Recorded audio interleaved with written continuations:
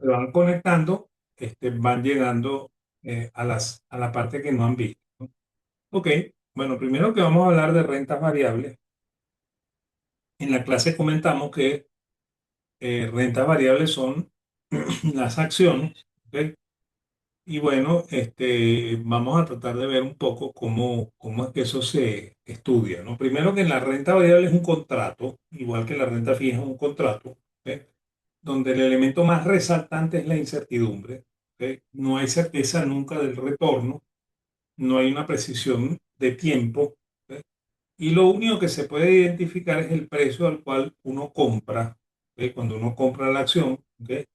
Y en la medida en la que vayan apareciendo fenómenos, entonces los actos corporativos van modificando la situación, ¿ok? Y bueno, y los actos corporativos son los dividendos, lo que en Venezuela se llama dividendos en acciones, que en realidad se llama split, ¿ok? O división de acciones, y los derechos de suscripción, ¿ok? Que se llaman en inglés right offer. ¿Ok? Todas esas cosas las vamos a ver, ¿ok? Y los únicos cálculos que se pueden hacer en este tipo de mercado son cálculos ex post. ¿Ok? Fíjense, cuando nosotros hicimos análisis del mercado de monedas y cuando hicimos análisis del mercado de renta fija, todas las cosas las hicimos ex ante. ¿Ok? Y eso lo que quiere decir es que antes de que ocurriera, nosotros teníamos una idea de lo que podía pasar y con eso hacíamos los cálculos. ¿Ve? Aquí no hay manera de tener una idea de qué es lo que va a ocurrir. ¿Ve? Entonces todos los cálculos se tienen que hacer ex post, no hay más remedio. ¿Ve? Y bueno, uno pudiera hacer estimaciones, ¿ve? Pero las estimaciones en renta variable tienen, igual que la misma renta variable, una alta incertidumbre. ¿Ve? Entonces el riesgo fundamental en este tipo de negocio es siempre un riesgo de precio. ¿Ve? Que se debe medir por la volatilidad, ¿ok? O sea, por el modelo de Markowitz con la desviación estándar, ¿ok? O por la beta con el modelo de Sharpe, ¿ok? Por supuesto, como ya ustedes deben haberse dado cuenta en lo que yo voy diciendo, yo prefiero el modelo de Markowitz que el modelo de Sharpe, ¿ok? Pero bueno, el modelo de Sharpe tiene hoy en día las preferencias de las personas que se dedican a las finanzas, ¿ok?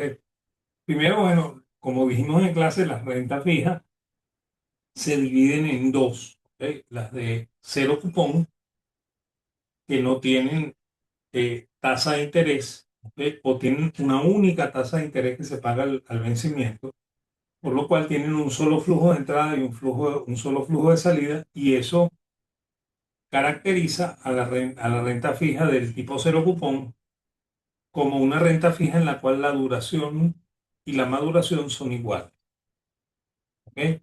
Y la otra es el bono con cupones, ¿ok? Que los cupones pueden ser de tasa fija o pueden ser de tasa variable, ¿ok? Y las amortizaciones de capital pueden ser bullet, es decir, que se pagan al vencimiento, o pueden ser sinking fund, ¿ok? Que se pagan en pagos periódicos, ¿no?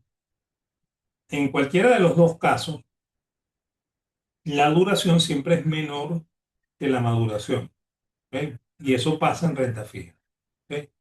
Ahora, cuando entramos en el terreno de la renta variable, que son las acciones, que no son bonos, por lo tanto no es cero cupón, no es bono con cupón, y el bono con cupón incluye tasa fija y tasa variable.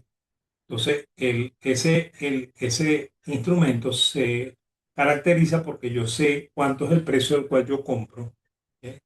Pero a partir de allí yo no tengo una idea clara de nada, ¿ok? Por lo cual reina la más absoluta incertidumbre. Y esa incertidumbre va a irse develando en la medida en la que va pasando el tiempo, ¿no? O sea, si el día de hoy está por aquí, yo sé lo que pasó hasta ahí, pero no sé lo que va a pasar mañana, ¿ok? Y eso caracteriza la renta variable, ¿no? Por lo cual la renta variable es un instrumento que normalmente tiene alto riesgo y alta incertidumbre, ¿ok? Es contrario a la renta fija que tiene baja incertidumbre, ¿ok? Y el extremo más grande de la renta fija es que tiene eh, alta incertidumbre, ¿ok? Con bajo riesgo, que es el caso de la renta fija de tasa variable. ¿Ok?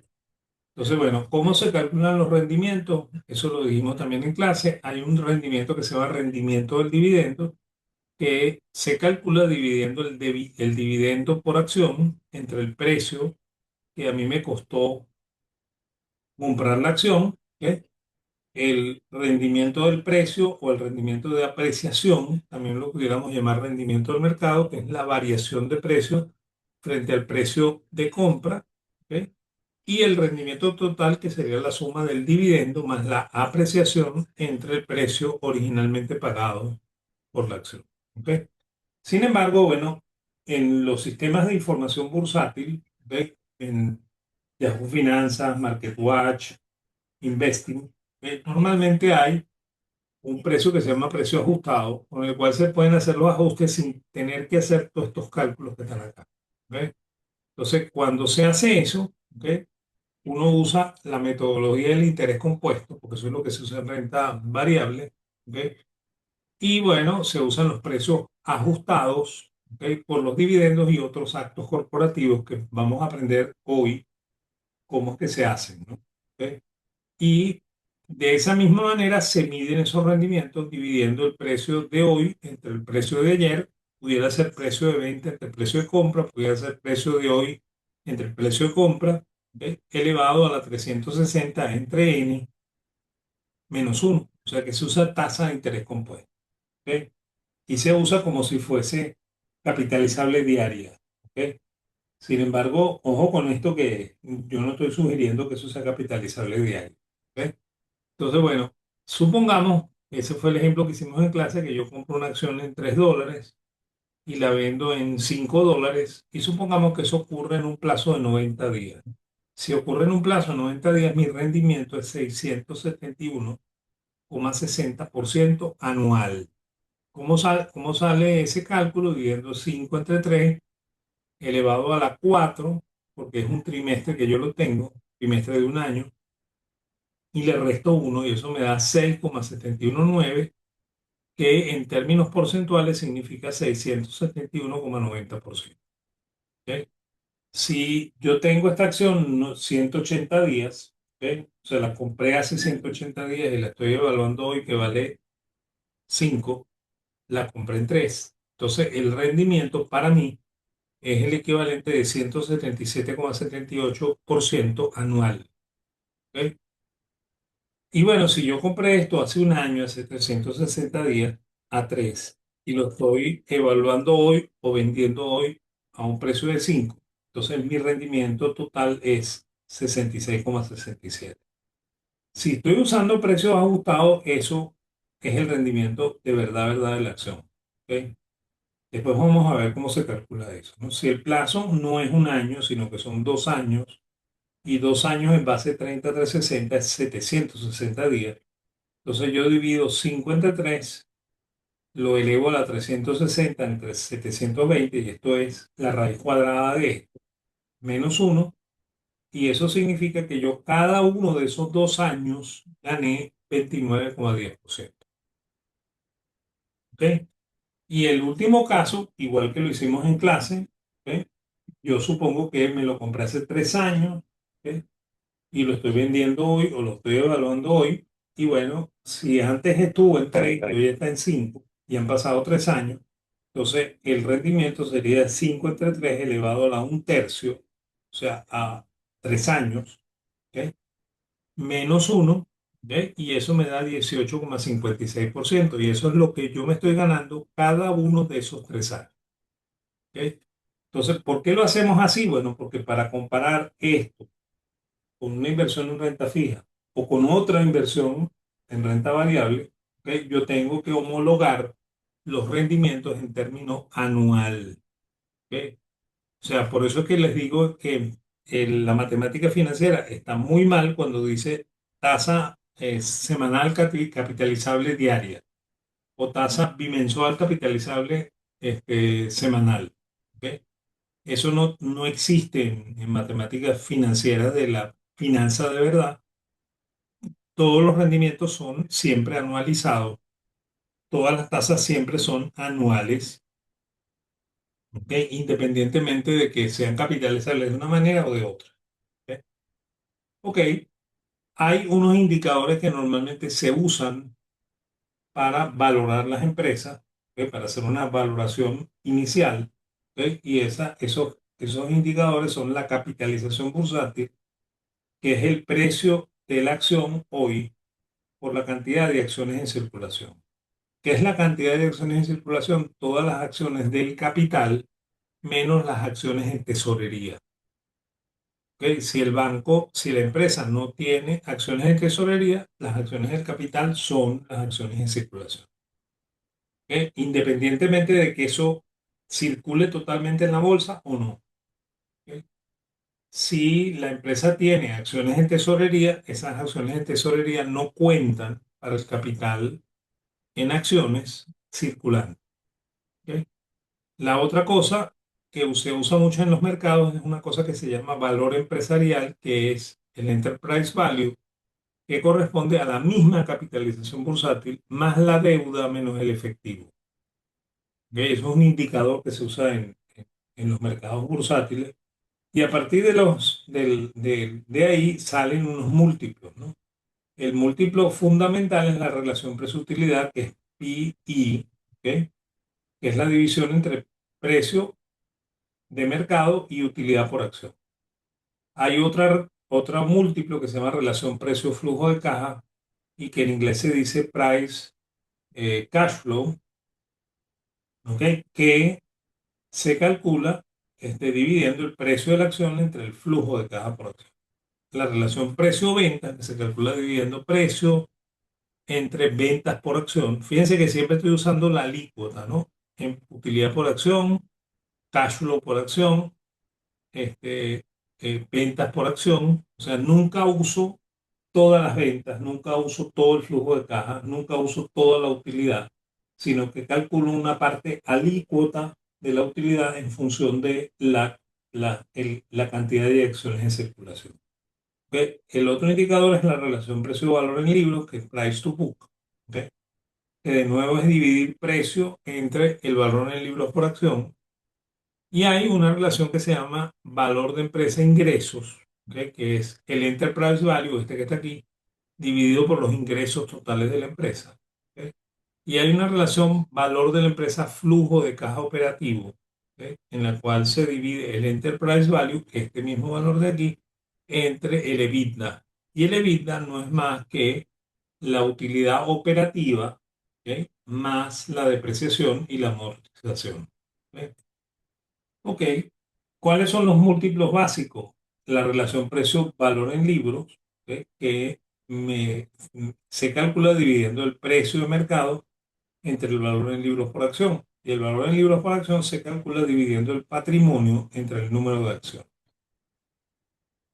El otro múltiplo fundamental es la relación precio-utilidad, que en inglés se llama Price Earning Ratio o que se abrevia PE, ¿ok? Como vimos aquí, ¿ok? PE, ¿ok? El Price Book Value se dice Price to Book o Price Book Value. ¿Ok? Los norteamericanos normalmente somos muy flojos para decir palabras, por lo cual usan muchas abreviaciones.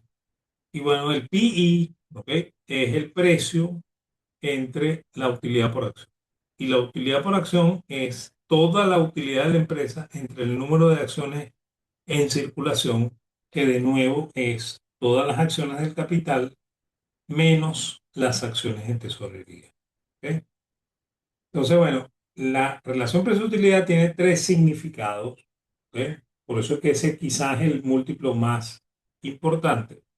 Primero es el número de veces en el cual yo pago la utilidad en el precio. Después es el número de años que yo me tardo en recuperar la inversión. O sea, lo que en renta fija se llama duration o duración, ¿ok? Aquí se llama relación precio-utilidad o price earnings en inglés, ¿ok? O PE, si queremos abreviar, ¿ok? Y al mismo tiempo es el inverso de la tasa de rendimiento del mercado. Y eso nos va a explicar una cosa muy interesante, ¿no? Por ejemplo, si yo tengo cuatro acciones, ¿ok? La A, la B, la C y la D, y el PI, o sea, la relación precio-utilidad de la primera es dos veces, la segunda es cuatro veces, la tercera es ocho veces y la cuarta es 12 veces, ¿ok? Fíjense lo siguiente, ¿no? Probablemente la acción A vale $2, ¿ok? Pero gana gana uno por acción, ¿ok? Por lo cual su relación precio-utilidad es dos veces, ¿ok? Probablemente la acción B tiene un precio de $10, ¿ok?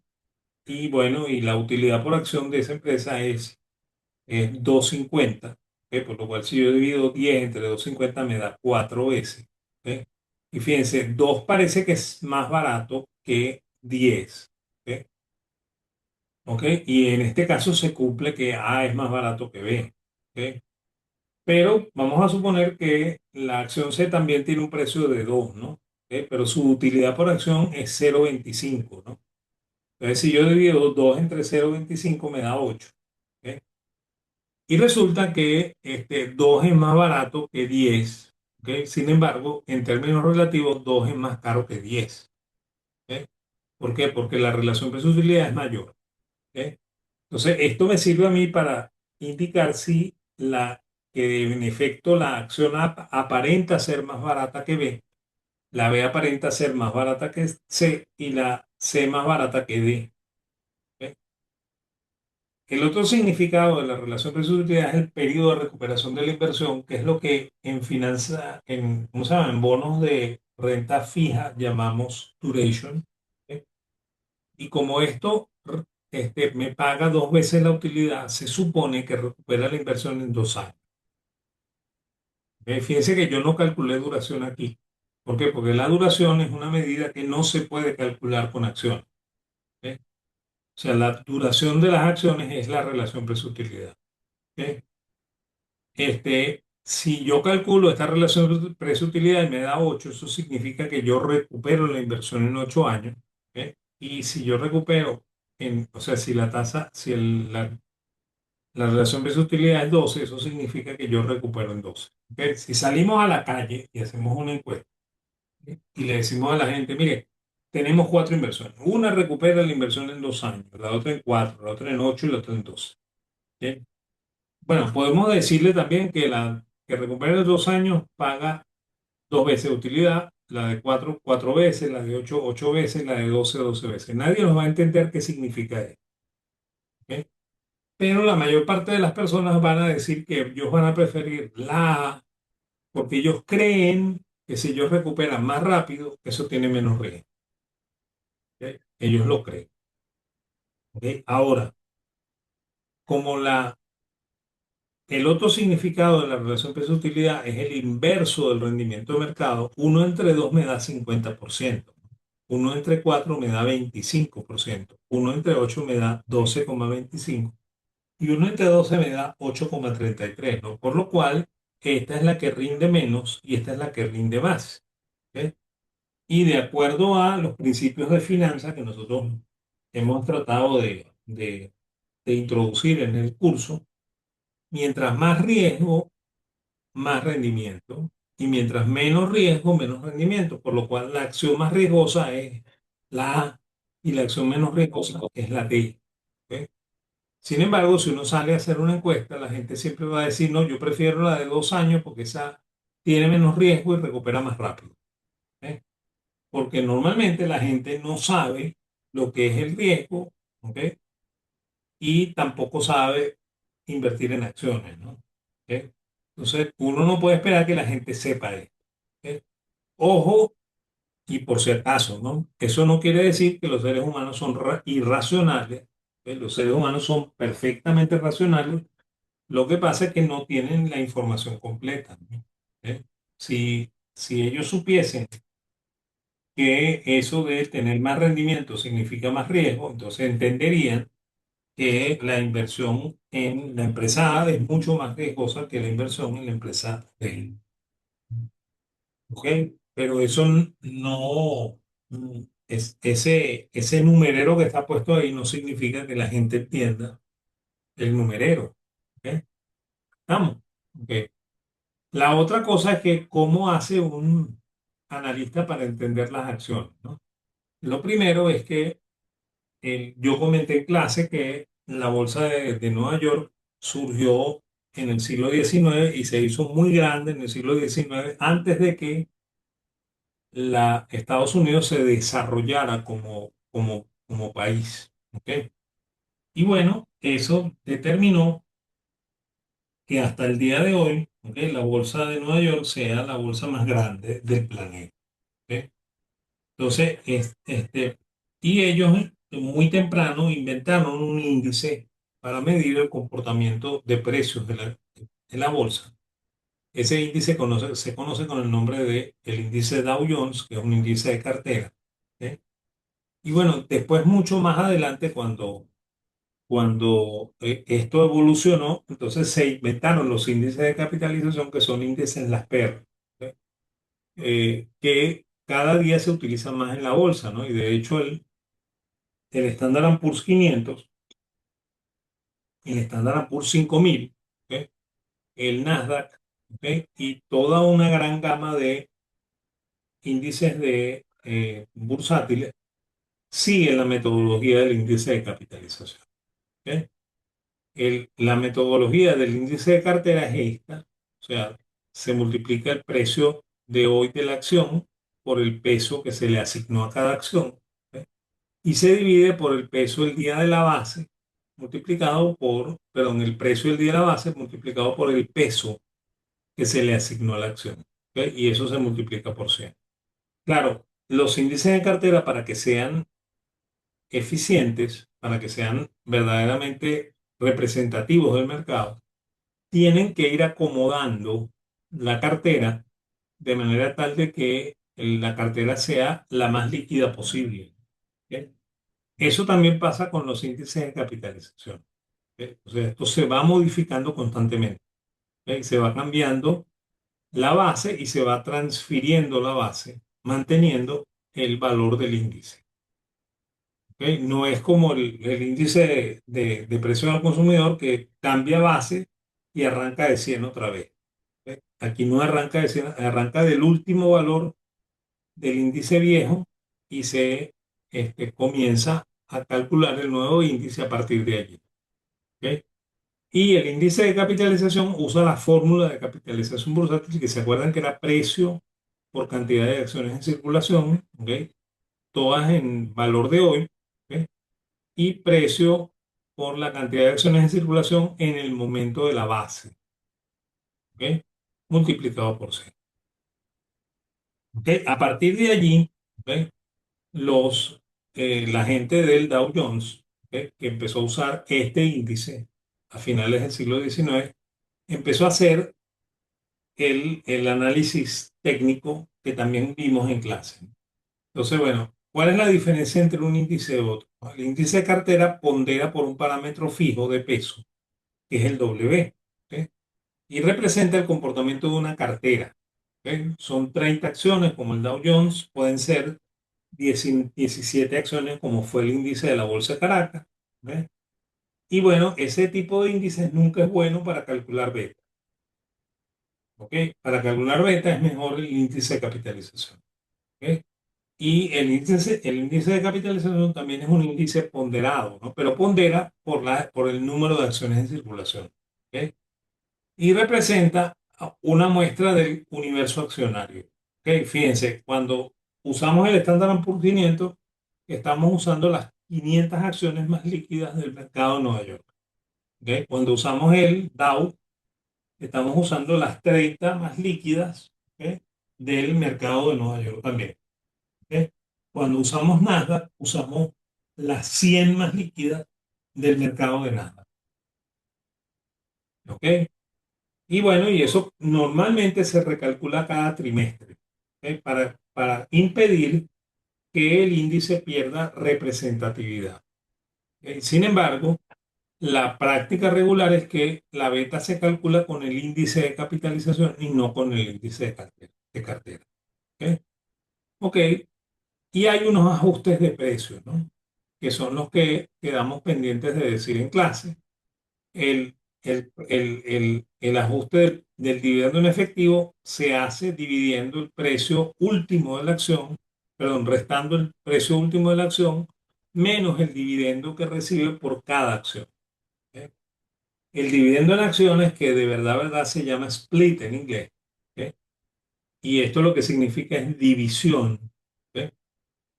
Calcula su precio ajustado dividiendo el precio con el derecho, es decir, antes de que me paguen el dividendo, entre uno más el derecho entre la base. Ya vamos a explicar qué significa eso. Hay otra cosa que se llama reverse split, ¿ok? Que es cuando en lugar de dividirme la acción, me la multiplican, ¿no? Entonces, si me la multiplican, el precio ajustado sería el precio con el derecho por uno más el derecho entre la base. ¿Ok? Y el último ajuste es lo que se llama derecho de suscripción, ¿ok? Que es cuando a mí me dan el derecho para comprar acciones nuevas. ¿Ok? Entonces, bueno, ese ajuste se hace multiplicando el precio con el derecho por la base, que es el número de acciones que yo tengo que tener para poder ejercer el derecho, multiplicado, perdón, sumado por el precio de la suscripción, el precio al cual yo suscribo la acción nueva, multiplicado por el número de acciones nuevas, que es el derecho, ¿sí? Entre la base más el derecho. Ya vamos a ver con un ejemplo práctico cómo es eso. Supongamos que una empresa tiene un balance al cierre del ejercicio que corresponde a este patrimonio que está aquí. Tiene 1.000 millones de dólares en el capital social, 200 en el superávit pagado, 1.200 en utilidades no distribuidas y 2.500 en otro superávit, por lo cual el total del patrimonio es 4.900 millones de dólares. ¿Ok? La empresa tiene acciones de valor nominal 10. ¿Ok? Y la empresa tuvo una utilidad en el ejercicio anterior, el que corresponde a este patrimonio, ¿ok? Equivalente a 500 millones de dólares. ¿Ok? Y vamos a suponer que el precio inicial de esta empresa es $12 en el mercado y me dicen que calcule los múltiplos. ¿Ok? Entonces, bueno, vamos a hacerlo, pues. Fíjense, este es el patrimonio, 4.900. ¿Ok? Si las acciones tienen valor nominal 10 y hay 1.000 millones en el capital social, entonces eso significa que hay 100 millones de acciones. 100 por 10 da 1.000 millones. ¿Ok? Por lo cual hay 100 millones de acciones, ¿no? Si yo divido 4.900 entre 100, eso me da $49 de valor en libros por acción. Si yo divido la utilidad, que son 500, entre 100 millones, me da $5 por acción, que es la utilidad por acción de esta empresa, al cierre del ejercicio. Y si el precio es 12, yo divido 12 entre 5 y eso me da 2,4. Por lo cual, esta empresa se está negociando a 2,4 veces la utilidad. Y si yo divido 12 entre 49, ¿ve? Eso significa que la empresa se está negociando al 24,49% del valor del libro, ¿no? El contador dice que esto vale 49 y yo lo estoy comprando en 12, por lo cual yo lo estoy comprando más o menos a 24,5 de lo que el contador dice que vale. ¿Ok? Ok, vamos a suponer que esos son los valores de cierre, ¿ok? Y la empresa convoca una reunión de accionistas y en esa reunión de accionistas decreta y paga un dividendo en efectivo de $200, 200 millones de dólares. ¿Ok? Y bueno, me dicen que calcule los múltiplos y que analice eso para ver cuánto me da. ¿Ok? Entonces, bueno, me voy a los valores, ¿ok? Este era el original, ¿ok?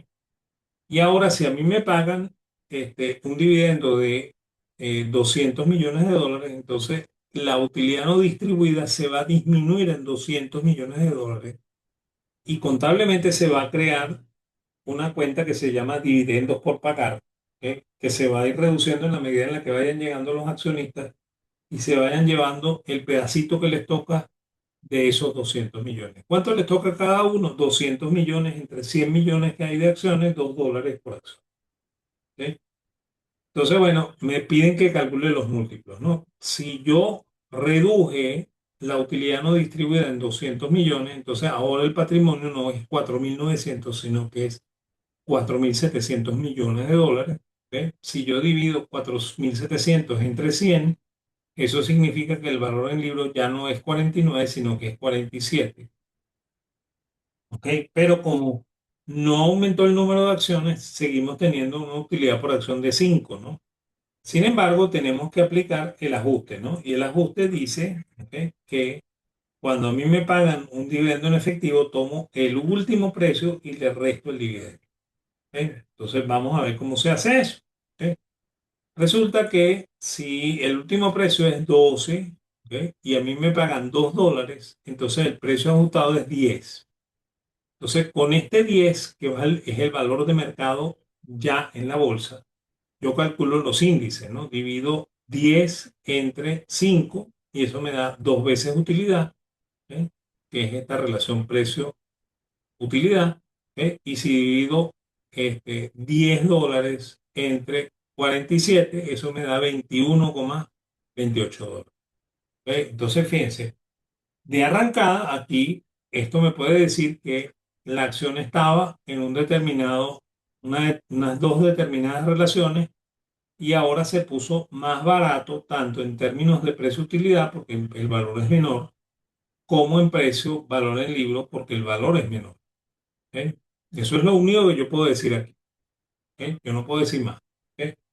El siguiente acto corporativo es que la empresa decreta y paga un dividendo en acciones, que en Estados Unidos se llama split, ¿ok?, de una acción por cada dos.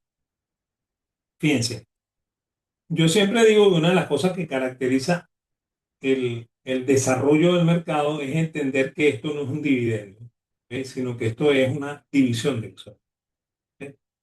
Los venezolanos creemos que esto es un dividendo, ¿ok?, manifestando que los venezolanos no sabemos nada de este mercado, ¿ok?, y nos creemos todos los cuentos que nos dicen. ¿Ok? La otra es que si yo me voy a España, en España también creen que esto es un dividendo. ¿Ok? No lo reconocen como una división de acciones. ¿Ok? Y si en cambio yo me voy a los Estados Unidos, que es un mercado quizá más desarrollado en conocimiento de mercado de capitales, ¿ok?, entonces los gringos sí entienden que un split es una división de acciones y que yo no estoy obteniendo ningún dividendo. ¿Ok? Entonces vamos a suponer que el precio antes de que ocurra el split es 12. ¿Ok? Entonces me piden que calcule los múltiplos y que analice. ¿Ok? Entonces vámonos para allá. Esto es antes del split, volvemos a un precio de 12. O sea que la acción volvió a tener la misma relación precio-utilidad. 12 entre, aquí, entre 5 da 2,4. Pero su relación precio-valor en libros es distinta. O sea, 12, ¿ok?, entre 47 me da 25,53, por lo cual la acción en términos de relación precio-valor en libro es más cara que después del split, perdón, después del dividendo en efectivo y antes del dividendo en efectivo. ¿Ok? Entonces, bueno, ocurre el split, ¿no? Y el split es una por cada dos, ¿ok? Por lo cual yo tengo que capitalizar alguna cuenta, ¿no? Vamos a suponer que la decisión de la junta directiva y del departamento de accionistas, ¿cómo se llama?, y de la reunión de accionistas fue capitalizar una parte de los otros superávit, ¿no? Entonces, por eso es que están viendo que el otro superávit bajó de 2.500 a 2.000, ¿ok? Y esos 500 pasaron a ser capital social, ¿no? Porque el capital social pasó de 1.000 a 1.500. ¿Ok? ¿Cómo se pasa de 1.000 a 1.500? Me dan una acción por cada dos, y entonces yo, como tenía 100 millones de acciones, paso a tener 150 millones de acciones en circulación. Y bueno, y vuelvo a calcular las alícuotas, ¿no? Si yo divido 500 entre 150, eso me da 3,33 dólares por acción. Antes tenía 5. ¿Ok? Si yo divido 4.700 entre 150, que es el número de acciones, el, el valor en libros es 3,33, perdón, es 31,3. ¿Ok? Antes era 47. ¿Ok? Y bueno, me voy atrás, ¿ok? Busco el ajuste. ¿Ok? Y el ajuste de un split es precio con el derecho entre uno más el derecho entre la base. ¿Ok? Entonces, regreso a mi, ¿cómo se llama? A mi tablita y entonces, bueno, ¿cuánto es el dividendo? Una por cada dos, ¿verdad? Entonces, tomo el último precio que es 12, ¿ok? Y lo divido entre uno más una acción por cada dos. O sea, 12 entre 1,5, ¿ok? Y 12 entre 1,5 da 8. O sea que ese es el precio al cual se va a ajustar la acción. ¿Ok? 8 vale lo mismo que 12. ¿Por qué 8 vale lo mismo que 12? Porque si yo tenía dos acciones a $12, yo tenía $24 metidos en esta empresa. ¿Ok? Pero como me dieron un dividendo de una acción por cada dos, yo pasé a tener tres en lugar de dos. Pero el precio se cayó a 8. ¿Ok? Para el vulgo, eso significa el precio se cayó a 8. ¿Ok? Pero resulta que si yo multiplico 8 por 3 me da 24, que es el mismo valor, ¿ok? Que corresponde a tener dos acciones a 12. Por lo cual, dos acciones a 12 valen lo mismo que tres acciones a 8, valen $24. ¿Ok? Por lo cual, yo ni perdí ni gané nada. Entonces, bueno, con ese nuevo precio que es 8 y con estos nuevas alícuotas, yo calculo las relaciones precio-utilidad y el precio-valor en libro, ¿no? Si yo divido 8 entre 3,33, ¿ok? Eso me da 2,4. Fíjense que es la misma relación precio-utilidad de antes del split. ¿Ok? Si yo divido 8 entre 31,33 me da 25,53, que es la relación precio-valor en libro. Y curiosamente es la misma relación antes del split. Por lo cual, el split no me añadió valor, no me perjudicó en valor, ¿ok? Por lo cual, aquí no pasó nada, ¿no? Y esa es la razón por la cual pasa esto en el mercado norteamericano.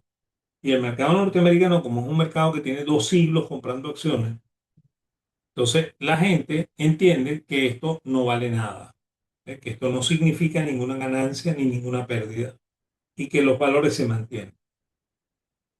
¿Ok? Si yo me voy a España o me vengo a Venezuela, ¿ok?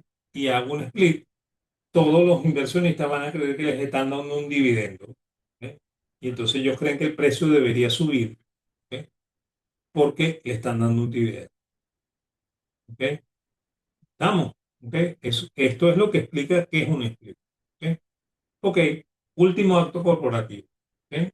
Y aquí creo que vamos a tener que cambiar de ¿cómo se llama? De dirección de Zoom, ¿no? Pero vamos a plantearlo, ¿no? Vamos a suponer que transcurren unos meses, 3, 4, 5 meses. Y la empresa decreta y hace la oferta de un derecho de suscripción. ¿Cómo se llama el derecho de suscripción en inglés? Right offering. ¿Ok? De una acción por cada tres, al valor nominal más una prima del 20%. El precio antes del right offering, o sea, antes del derecho de suscripción, es $15. Me piden que calcule los múltiplos y que lo analice. Entonces, quedó planteado. ¿Ok? Vámonos a la siguiente, el siguiente link para que veamos cómo se resuelve esto.